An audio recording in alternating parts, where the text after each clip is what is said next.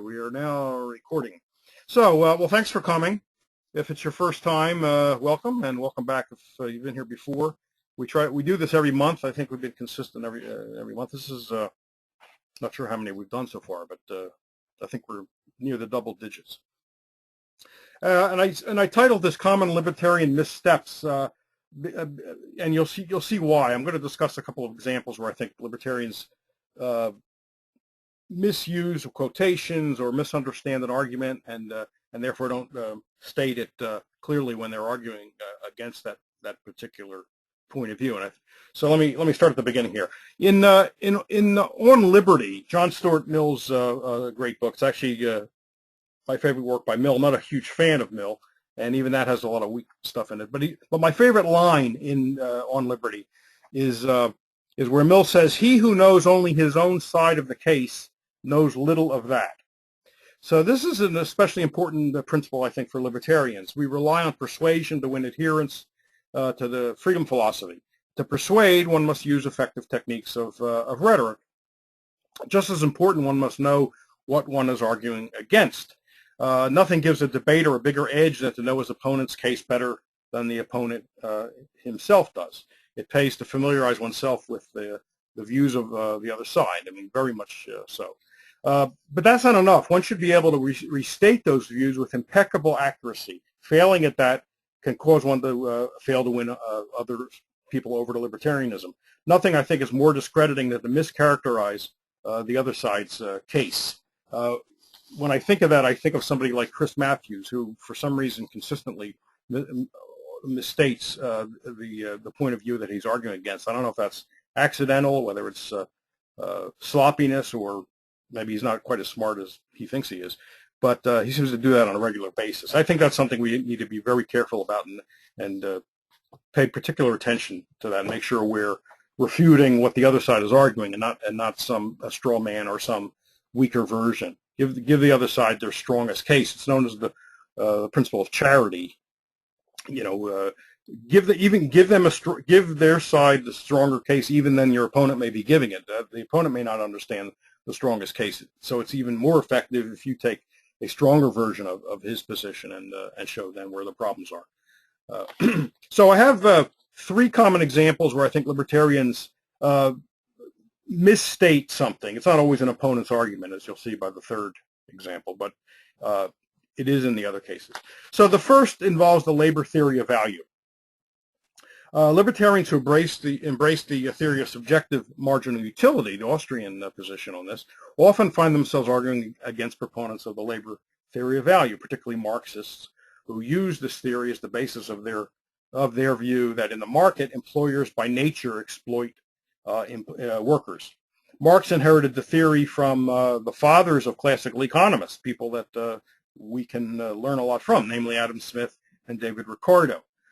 Judging by how libertarians have argued, the theory is apparently widely misunderstood, or at least often misstated.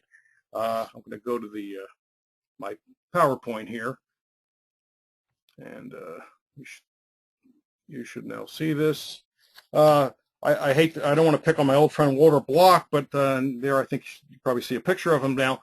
But Walter Block, for example, writes, and I'll put the quote up here, that according to the Marxian labor theory of value, goods and services have value in accordance with how much labor has been inputted into them. This is entirely erroneous, as can be seen by the fact that a mud pie and a cherry pie may take an identical amount of labor to create, but one is worthless, the other valuable. Now, that would indeed be a silly view. How could a mud pie, no matter how much labor, quote, labor went into it, how could a mud pie have the same value as a cherry pie? But who holds that view? Not Marx or his classical forebears. It's important to bear in mind that when the classical economists and Marx spoke of value, they had two different things in mind: use value, or utility, as the Austrians would say, or economists generally, and exchange value, or price. For them, labor did not determine use value, but it did provide a measure of use value, and thus determined exchange value. So Smith, let me go to Smith now. in The Wealth of Nations. There's a picture of old Adam first.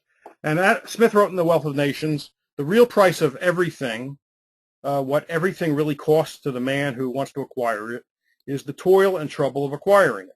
What everything is really worth to the man who has acquired it and who wants to dispose of it or exchange it for something else is the toil and trouble which it can save himself and which it can impose upon other people. Now, Bastiat had a similar view. Smith's fallacy here is in seeing labor as something homogeneous, either between people or even the same people. So Smith's idea was that 1 hour of labor for a person was equal to any other hour of labor. And that, I think, is easily refuted because, working an hour from 2 to 3 a.m. in the rain is not the same as working an hour at 2 to 3 a.m. in the afternoon in a nice warm office or outside on a nice day. So 1 hour labor, there's no way to say 1 hour of labor is equal to any other hour of labor, either for one person or between two people. Between two people is even more difficult because, or more impossible, if such a thing can be said, because of the impossibility of interpersonal comparisons of subjective utility. So Smith's famous example was about an economy that had two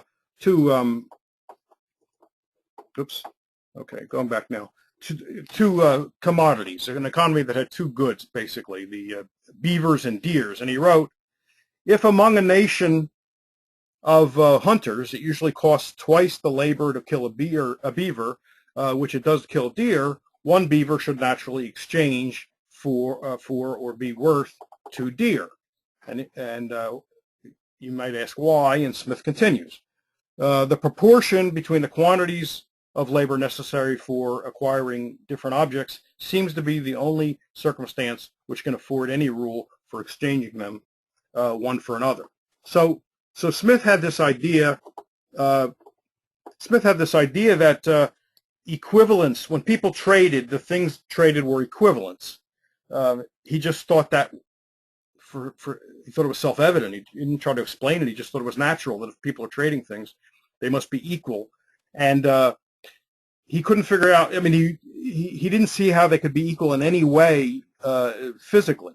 Things weren't the same weight, color, size, shape. By all those sort of physical things, they were not equal. But so he has concluded there's only one thing, therefore, they could be equal in terms of, and that would be labor. And Ricardo just simply basically repeats that. And so that's where we end up getting the labor theory not of use value, but of exchange value. That prices end up and will end up being determined by labor. And I'm not saying Smith is right. I'm just trying to put his actual views on the record. Though it does seem reasonable to assume that in his simple economic model, with one presumed homogeneous input, we know in fact labor is not homogeneous, but if you assume it is, then and only 2 outputs, the free competition would tend toward a two deer to 1 beaver ratio. After all, if somebody tried to change the ratio, and then the person who wanted one or the other commodities could just spend the day catching them himself. In other words, if the price got out of balance, people then would just go hunt them themselves, and that would then end up bringing the price back into balance. Or some other competitor offering the same one or the other on the market would then bring that price back. If someone tried to charge more, buyers could always, like I say, hunt the desired animal themselves at a lower cost. Now, but it's very important to keep in mind that this, if it applies at all, it only applies to this very simple model where labor is assumed to be homogeneous. Things change when we leave the simplified model and come into the real world. As James Buchanan, great economist James Buchanan put it, there's James Buchanan. I got pictures for everybody here. Once the extreme simplifications of Smith's homogeneous and single input model are dropped, the problems commence. So he says quite a bit there in one very brief passage. So even if you concede Smith's point in terms of the model he's setting up, this very simple model, that tells us very little bit about the real world, because that model doesn't is not what we find in the real world. There's many inputs. Labor is not homogeneous, subjective value, etc. Now, note that Smith assumes, and he doesn't even have to say this, Smith assumes that beavers and deer are valuable to the consumer, the huntsman, and anyone else that is trading for these on the market. He just assumes that. The game have value not because it took labor to capture them, and this is even true for Smith. On the contrary, the huntsmen were willing to invest labor to capture them because they had value to someone, either themselves or others. In other words, people wanted the things. And so I think it's wrong to think that the classical economists didn't have a sense of subjective utility as far as consumer goods go. I think they just thought it was so obvious they didn't need to state it. Obviously, if things are trading on the market, people want them. If people want them, they must have some use for them. And I think they just thought they didn't need to spell that out. That was clear. They just now were interested in how prices were generated. We can find a statement in Ricardo. There's Ricardo, where he makes an Austrian kind of point. Corn is not high. No, it's expensive. Corn is not high because a rent is paid for the land, but rather a rent is paid because corn is high. And then I go on to say that corn has a price, commands a price, because people find it useful and are willing to give up something to get it, and therefore land that can grow corn is worth something in the marketplace. It's the Menger point that the value is imputed backwards, right, from the consumer good back to the things that are required to make it. That doesn't mean that Ricardo was consistent about this, but at least he saw it in the case of land, that the value of land came from the value of the final good. Thus, the classical economists understood, at least to some extent, what the Austrians would later develop into an elaborate theory, that subjective utility is at the base of economics. One place they went wrong was in failing to see the connection between use value, utility, and exchange value. In fact, they didn't really see the connection, so they forgot about use value and just concentrated on exchange value. That's one of the weaknesses that Menger then fixed. That's why he thought economics had to be reformulated, and hence we have the Austrian school.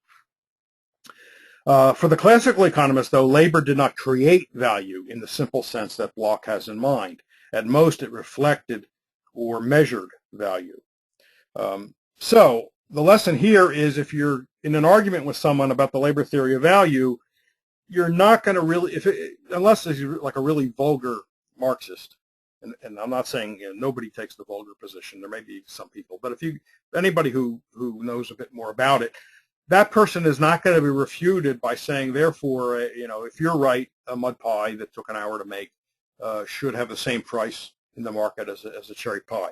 I think he'll laugh at that, and he won't be refuted. Now, just to take this a little bit further, in Volume 1 of Capital and Interest by the great Austrian economist Eugen von Bombewerk, in his chapter refuting Marx's exploitation theory, the author explains that exchange value presupposes use value. It's something I've already said. There's not going to be a price for something that nobody finds useful. In that chapter, one finds a very interesting quotation, which I want to show you. A thing cannot have value if it is not a useful article. If it is not useful, then the labor it contains is also useless, does not count as labor, and hence does not create value. That's a quotation you may not be surprised to find in the work of an Austrian, especially somebody great like Bombewerk. Here he is saying that what we think of an exertion of effort that produces something nobody wants in economics doesn't count as labor. Labor is an economic term. But what's going to surprise you is Bombewerk is not the one who wrote that sentence. Who wrote that sentence? He wrote that sentence. Karl Marx wrote that sentence. It's in a footnote in Bombewerk's book. Here's another quote from Marx. This is from his book. By the way, the first quote comes from Capital, for volume 1 of Das Kapital. This quote comes from Marx's book, The Poverty of Philosophy, where he writes, "The product supplied is not useful in itself. It is the consumer who determines its utility." That's in a chapter where he's arguing against Proudhon. So Marx is kind of an interesting person.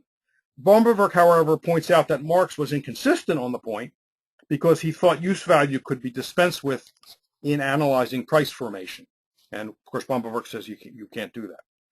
Nevertheless, here is a staunch advocate of the labor theory of value declaring that if labor's product is not useful to someone, the effort does not qualify as labor at all.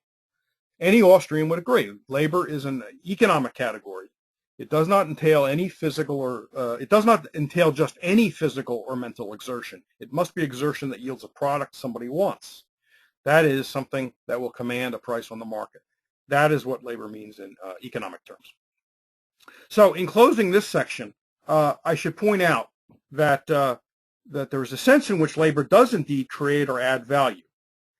Production never creates something out of nothing, as we all know. We use the word production, but it's not, it's not something created from nothing, but rather production transforms, what people do is transform matter, inputs, through labor from less useful to more useful forms. I like to put it this way. I like to say that labor doesn't bestow utility on cars. Consumers do that. Rather, labor bestows utility on factors of production by transforming them into cars.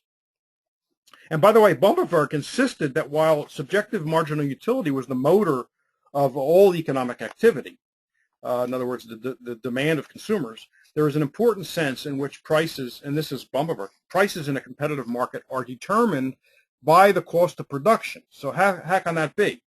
Austrians don't usually talk in terms of prices being determined by the cost of production. In fact, they talk about how prices determine the cost of production, right? And if an entrepreneur knows feels he can get a certain price for a good in the market, when he's out buying up inputs, he has that final price in mind, and he's not going to pay more for inputs than he thinks he can get for the final price. So why do I say that Bomberwerk says that prices are determined by cost of production? The answer is that when entrepreneurs go into the market to buy factors of production, they need to bid them away from present marginal users of those factors. Competition will tend to drive down the price of the final product, drive it down toward the level determined by those factors' marginal product. Of course, those products' values are set by marginal consumers' marginal utility. So what I'm saying here is, it seems really complicated.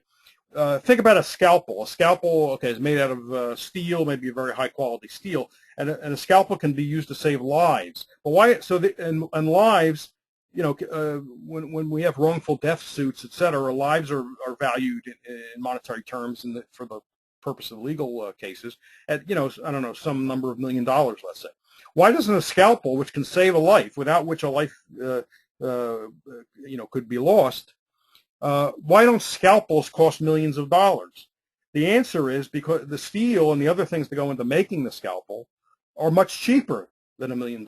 If you want to make a scalpel, if you want to go into business and produce scalpels, you would need to bid the steel and the other things away from the marginal products of those inputs, which is going to be a lot less than $1 million in competition. If you tried to charge $1 million, your competitor would undercut you, and so on and so forth, until the price moves down closer to the cost of production. So in the end, the price of a good has to be high enough to persuade suppliers of the factors, including labor, which has leisure as an alternative, to bring them to the market, to bring those factors to the market, or as Smith would say, bring them thither.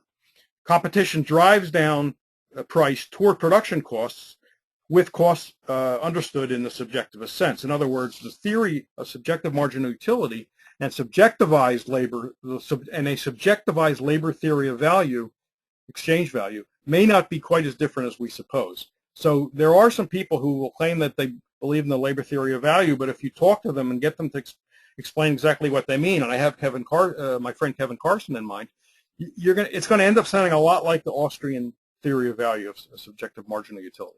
Okay, enough of that. We can talk about that in the discussion phase. But let me move on now. Here's my second one. This is maybe a little less technical. The second example comes from Keynes. And of course, I have a picture of Keynes. The famous quotation of Keynes that libertarians often use: "In the long run, we're all dead." Now, his critics love to, including us, love to haul out this quotation to demonstrate that Keynes didn't care that his policy prescriptions for ending depressions had bad consequences in the future, because he was concerned only with the present.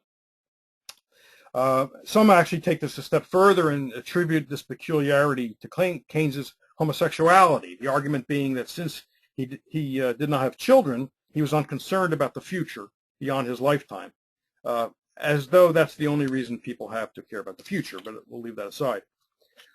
The problem is this is not what Keynes meant. It's not what he had in mind when he wrote those words. He was not defending his own policies in the discussion where the sentence occurs. Rather, he was attacking his opponent's laissez-faire policies. Keynes wrote that sentence in his tract on monetary reform, published in 1923, not his 1936 general theory of employment, interest, and money.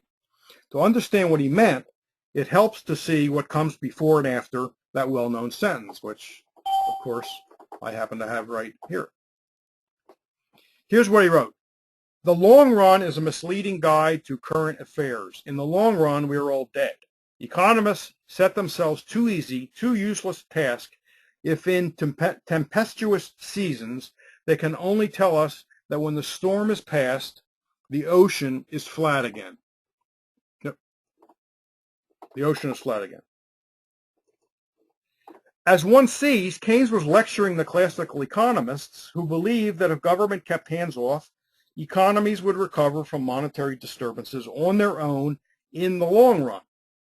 That is, through the application of the laissez-faire principle. That won't do, Keynes said, because in the meantime, hardship persists. In other words, the classicals were saying if there's a monetary disturbance, the government should leave things alone. Things will work out, and in the long run, we'll be back to some sort of equilibrium.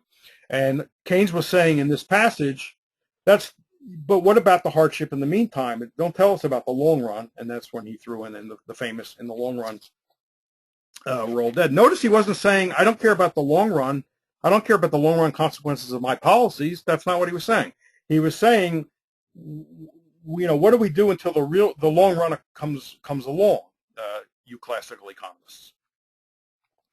So, again, the point here is not to say that Keynes is right. I'm not saying Keynes is right, but that the sentence is yanked out of its context. And there's an obvious problem with that. If you use that against a Keynesian, and the Keynesian knows the context, it's like a chess game, right? He's going to make a counter move, which will make you look bad. So my advice is then don't do that. So Keynes was wrong. As the economist, go back to the PowerPoint here, as the economist Mario Rizzo, I couldn't get a clearer picture of Rizzo, unfortunately. One of my favorite economists, Mario Rizzo, explained, when economists talk about the long run, they do not mean calendar time. The long run happens when all of the variable elements in a model are fully adjusted. It's an intellectual experiment. And then he added, I believe that Keynes knew this, but used the everyday meaning of the term to sow confusion about the ideas of his predecessors and to use that to his advantage. So I'm not defending Keynes. I'm just saying we should not misstate him. Okay. So let me go on to number 3, the third and final. It's a common mischaracterization that does not involve the views of an ideological adversary this time, but rather an ally, namely F.A. Hayek. F.A. Hayek. Here we go. In his 1944 classic, The Road to Serfdom, let's see, Hayek is often summed up in the following way. Let's see. No, I don't have a quote here. I'm characterizing now what people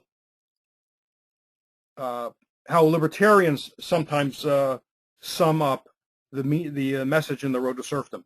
The welfare state must lead to slavery and totalitarianism. A society starts down that path at its peril. So it's not only libertarians who interpret the book that way. Advocates of the welfare state do the same, which enables them to proclaim triumphantly that Hayek was wrong. He predicted, his critics will say, that if England and the United States pursued welfare state policies, their citizens would become serfs in a totalitarian state, at least eventually. But even with elaborate social safety nets, those countries are representative democracies and have a large amount of freedom. Therefore, the welfare statists will proclaim Hayek was wrong. Now, if that interpretation of The Road to Serfdom were correct, Hayek's critics would be right to say that his prediction has been proven wrong. The welfare state has certainly imposed burdens and impeded economic growth, and it's done lots of bad things. But to call the people's condition serfdom in a totalitarian regime, I think, is a gross exaggeration. But Hayek, in fact, never said that the welfare state was a road to serfdom. Indeed, in his book, he unfortunately embraced aspects of the social safety net, although he backed off some decades later from them. But if you read the Road to Serfdom, the first few chapters are very depressing because it makes all sorts of concessions to advocates of the welfare state. It was in the 70s that he then expressed regrets about doing that. Anyway, that's not what Hayek was talking about. It was the movement towards central economic planning, namely the substitution of government direction of the economy for private property and competition, which was seriously advocated in England during World War II. Let's see, do I have a quote? Yeah, Hayek, here we go. Hayek writes in The Road to Serfdom, according to the views now dominant, he's writing in 1944 in England, the question is no longer how we can make the best use of the spontaneous forces found in a free society. We have in effect undertaken to dispense with the forces which produced unforeseen results and to replace the impersonal and anonymous mechanism of the market by collective and conscious direction of all social forces to deliberately chosen goals. The system in which the spontaneous forces of the free society are shut down in favor of conscious and central planning, Hayek called socialism, as a lot of people do. He, like Ludwig von Mises, saw a sharp distinction between state socialism and the welfare state. Mises distinguished socialism from interventionism. So mere interventionism was not the same thing as socialism for Mises. Where socialism abolished the market because it is inconsistent with central planning, the welfare state sought only to modify the outcome of the market process through income policies, labor regulations, social insurance, and the like. While the welfare state does not need to stamp out all freedom, the same cannot be said for central planning because individual liberty would upset the government's plan at every turn. It is Hayek's great achievement in the Road to Serfdom. His great achievement in that book is that he exhaustively made that case that freedom has to be snuffed out if central planning is taken seriously. And of course, that's what he does in chapter after chapter of that book. Anyway, those I think are three examples of where libertarians don't fully understand or don't fully get either the something said by an adversary or in Hayek's case a friend, and that can lead them into trouble in discussions and debates with others. So that should probably be enough to get us off to some kind of discussion. The microphones are unmuted, and so now we can open this up to conversation. Anybody want to start? In summary, know your enemy could have better been stated as know your adversary and his ideals. Yeah. Good. I could have said that. Yeah, and we could have just dispensed with the seminar and just right. No, that's true. I mean, it's common sense. I realize, and I thought that a couple of examples would be useful, but sure, the main point is just a common sense point. Yeah. I mean, know your adversary's case better than he does, and you're in a pretty strong position. and be charitable. Give them their strongest argument. Is there a connection with confirmation bias? I suppose there is. That's a good point. I was going to say something about confirmation bias. So glad you brought it up. That's right. That's something we all fall prey to. It never applies to us the way we think about things, right? Oh yeah, I'm being objective, Right. It's a human. I guess I could call it a failing. We all need to watch out for it. We're comfortable reading stuff that backs up our view, and it's easy to put off indefinitely reading things that go against it. But we need to overcome that. If we have that sort of resistance, we need to overcome that and read the opponents and try to formulate their best argument. Put yourself in their place and say, what would I argue if I were a statist or a socialist? And then I think it puts you in a very strong position to argue with people. Feel free to just jump in. Anybody? What's the guy's name? Michael Cloud. Yeah. Refers to a number of tactics, I think at least one or two, that try to avoid this in terms of libertarian persuasion, and I think it's something most of us don't do, is try to walk in the other person's footsteps. And I had more to say about it, but I forgot what it was. So, repetition of what we already said. One thing that helps in this regard is to start, and I may be going over something very obvious, but it's probably good to say it. Begin by assuming good motives on the part of your debate partner. That'll help you charitably look at their point of view and see why are they saying that. Chances are they're not bad, evil people. Now, there are people that want power. I know that. But let's, assume that's not the kind of person you're going to be debating. You're going to be debating someone who maybe doesn't understand economics or something about moral philosophy, like they don't fail to distinguish theft when the government does it from when a private individual does it. I mean, they do distinguish it when they shouldn't. They're the same thing. But just assume good faith and see why they may be taking the position they're taking, and I think that puts you in a stronger position to answer them. Maybe it's a jaded view, but I've found that most of the people who could be persuaded with logic are the cynics and are the ones that are going to try to back you down immediately. I don't know. Again, maybe it is a jaded view, but I see that a lot. Yeah, this is an important area for us to think about, and there are different types of people. I gave it, one of those webinars I gave.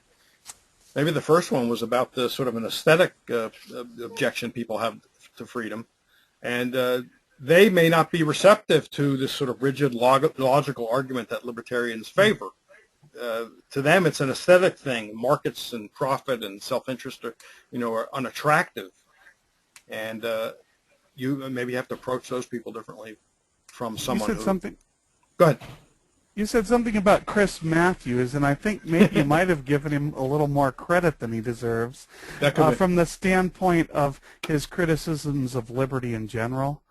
I think he does, as a lot of people do, deliberately misstate the opinions of others in order to create a straw man argument to shut down, because unfortunately so many people, as you've indicated, and as I've found myself in terms of value theories and things like that, so many of us are not educated in certain areas, and I think he basically sees himself as somebody who's above everybody else or most other people and can convince them by confusing them. You're right, and I think I allowed for that possibility that it was deliberate when I spoke about him. I mean, some people think I shouldn't. That he's not. Some people tell me he's not important enough to talk about at all. It's just not worth giving the time to. His original station, or his earliest notable station in life, indicates that he would probably behave that way, right? I mean, as a speechwriter for Carter, was it? Carter. He worked for Tip O'Neill. Yeah, no, that's true. Yeah, and he's it's in a way fun to watch him because he's not one of a kind. There are people who do what he does, even if it's not on television, and misstating our arguments, rigging the game. I mean, he once had on 2 congressmen to debate global warming. Now, I don't know why you would bring on congressmen. Why don't you bring on people who know something about science firsthand? But anyway, he brings on 2 congressmen. And one's a Democrat, one's a Republican. The Democrat gave the standard answer. The Republican was Dana Rohrabacher from California, who can be pretty bad, but was something of a libertarian in his younger days. And he cited several scientists who are skeptical about global warming.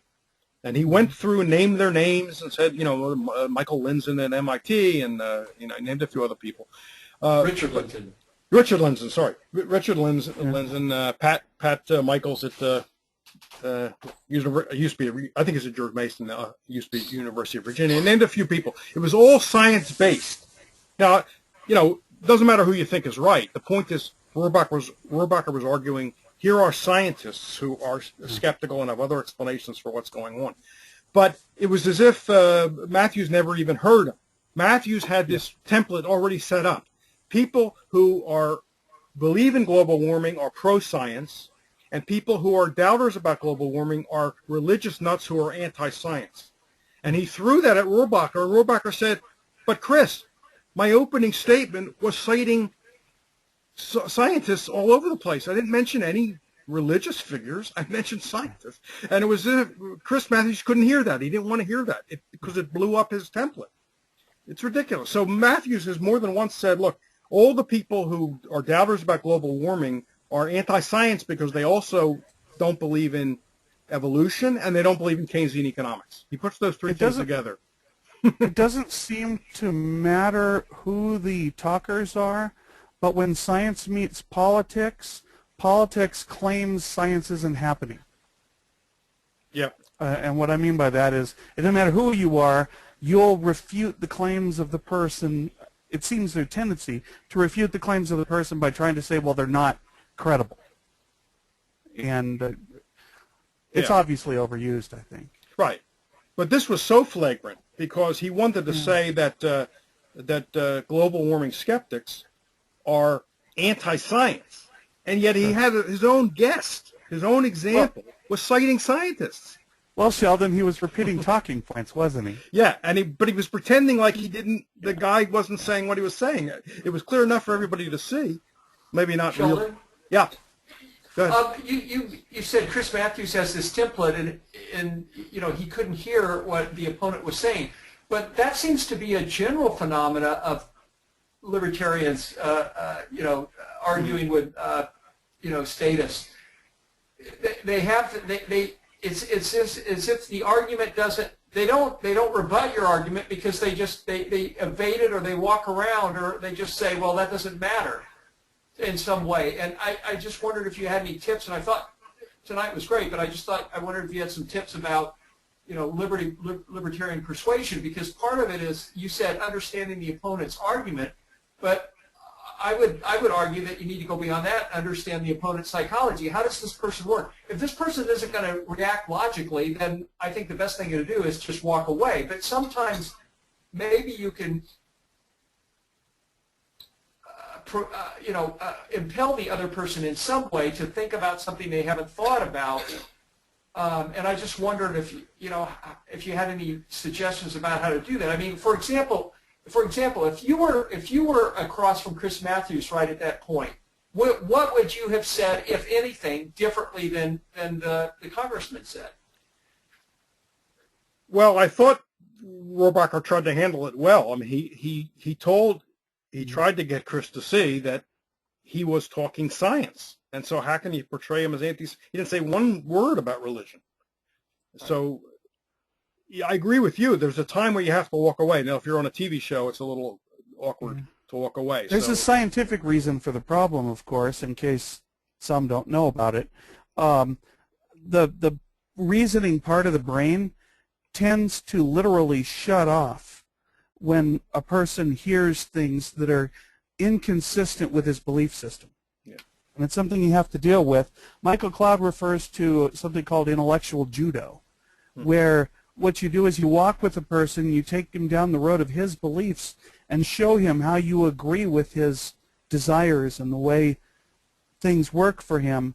And then once you get him walking with you, then you split down the path of why your way of approaching the problem you believe is superior.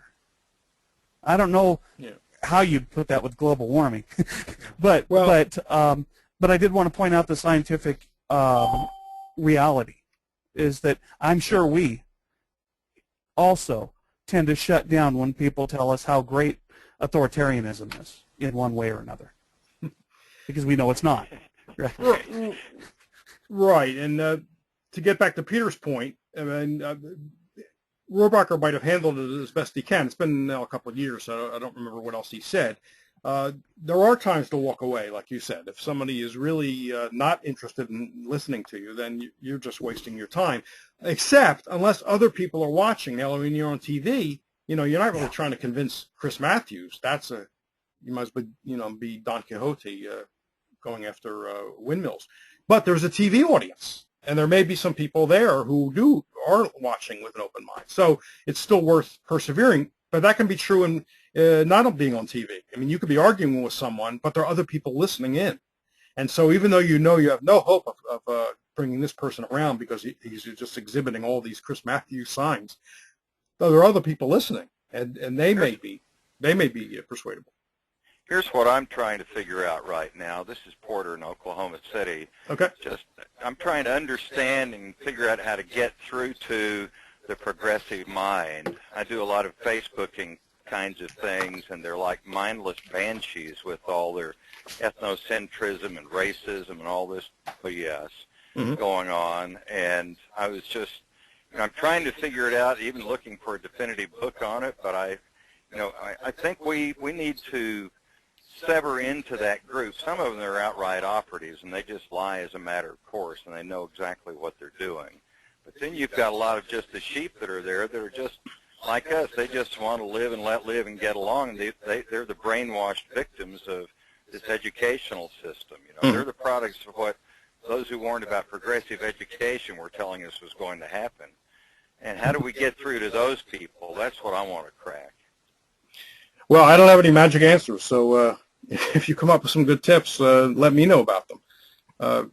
I do think the idea of walking together, I don't know who said that, but walking together with them, find agreement, like I got them to, I'm trying to point out the left-right paradigm a lot, and they keep wanting to talk about the right and the Republicans and all this stuff, and I'm trying to hammer away at the left-right paradigm and show them every time they're a part of that and how it's put together. So hopefully that's going to have some kind of progress too. Yeah.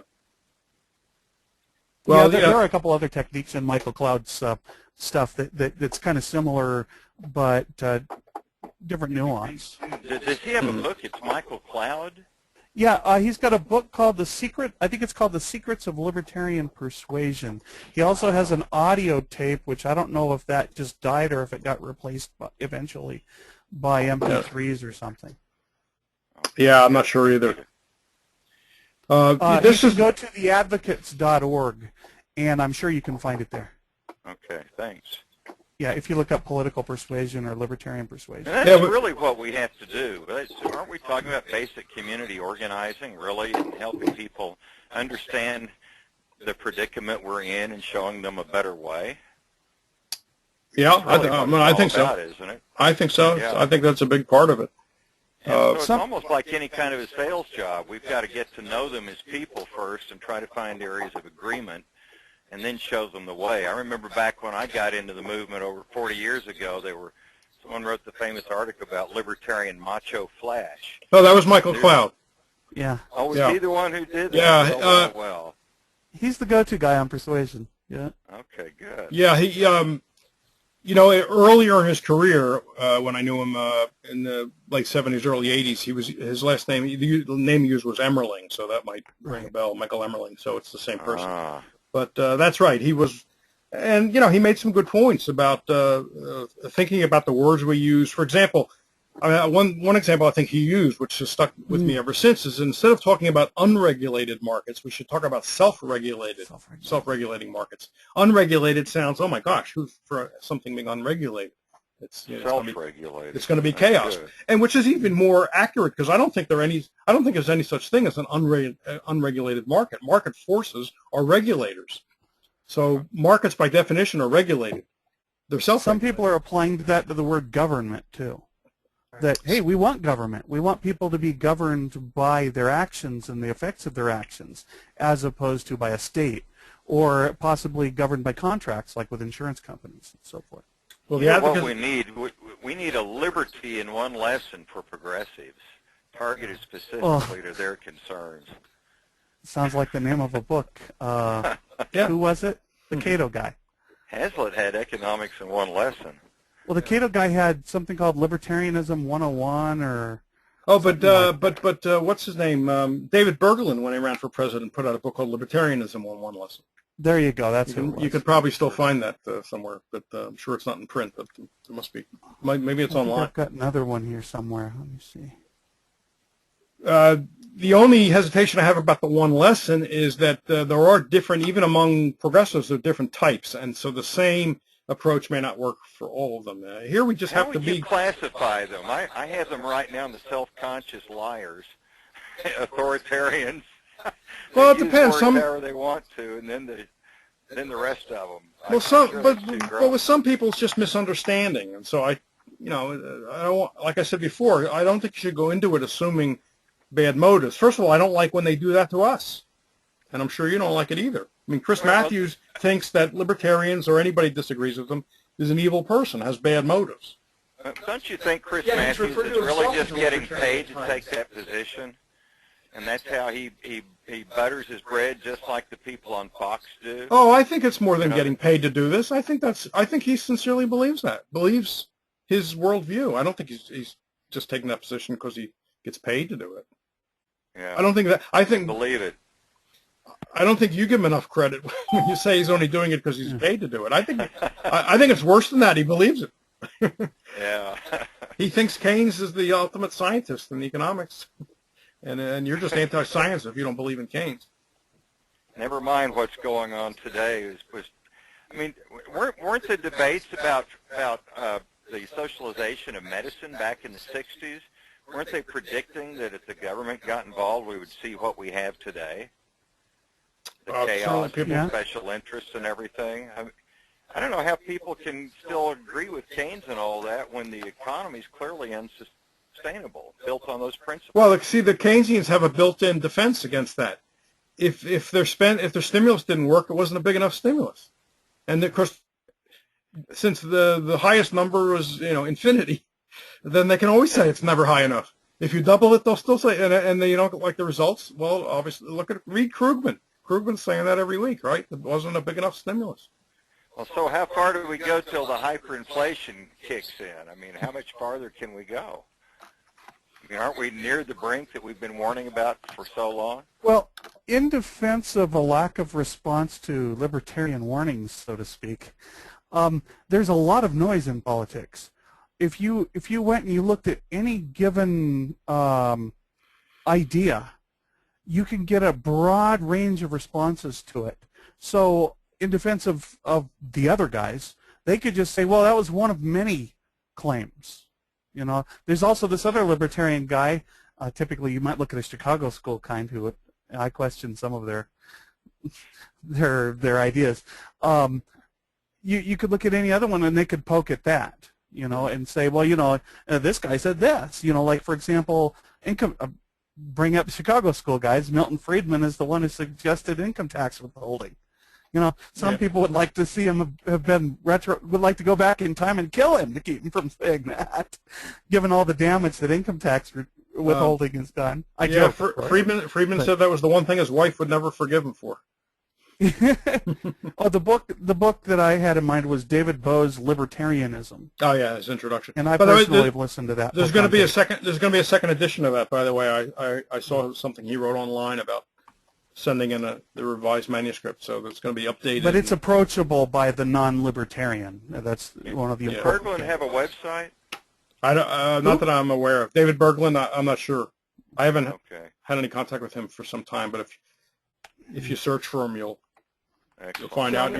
You may find the book. Yes. You mentioned global warming and Richard Linson. I have a PowerPoint presentation that he did that I saw almost 5 years ago. If anybody here listening wants it, they can send me an email and I can send it to him. He made it available. Okay. Oh, on global warming, I meant to say something about that. I didn't have an opinion on that until I saw a very long document indicating all the lies that the global warming quote-unquote scientists have manufactured over the years, documented with heavily footnoted stuff like that.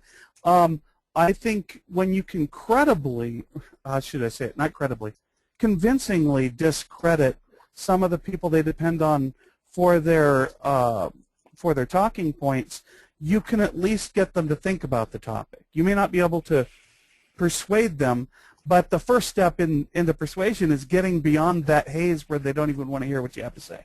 Yeah. And this is one where that's really hard to get through that. It's a very thick haze. Sure. Yeah. Even though the temperature has been flat for 10 or 15 years, I don't see that making any big impact. I haven't heard of any global warming advocate, deciding he was wrong after all. And I'm still not convinced that I have any idea what the truth is. I just know they're lying. Yeah. So it makes me really uneasy, because if we're going to cause the end of the world in 20 years or whoever knows how long, I'd like to know about that. But you can't believe those people. Yeah, and I've taken the position that you shouldn't pick the scientists you find credible on the basis of their politics. And so there's a temptation for libertarians to do that. There's this thought that if global warming is happening, it's going to require some. I'm not saying this is true, but I think a lot of people think this. If global warming is going on and it could be catastrophic, then that's going to require a government response. I don't like government responses, therefore I don't want to believe that that it's possible that global warming is occurring and could be catastrophic. That I think some people think in that way, and that's not a good way to think about it. I mean, I'm a skeptic, but I'm not a scientist, so I have to call myself a skeptical agnostic. One author Go ahead. once suggested that every political argument in the form of an article or something like that implicitly has the words, and something has to be done about that. Yeah. Oh, sure. At the end. Yeah. And I think that's what the libertarians are reflexively responding to every time they read something like that. Oh my God, here comes another bunch of laws. Right. But that in itself doesn't mean the scientific assertion is wrong. I mean, it may be, no, exactly. May well be, like I said, I want to know if the world's going to end soon. It may well be in this case, but I mean, you could imagine some other thing happening in the future. Sure. So I don't know what that was. That was in the background, I guess.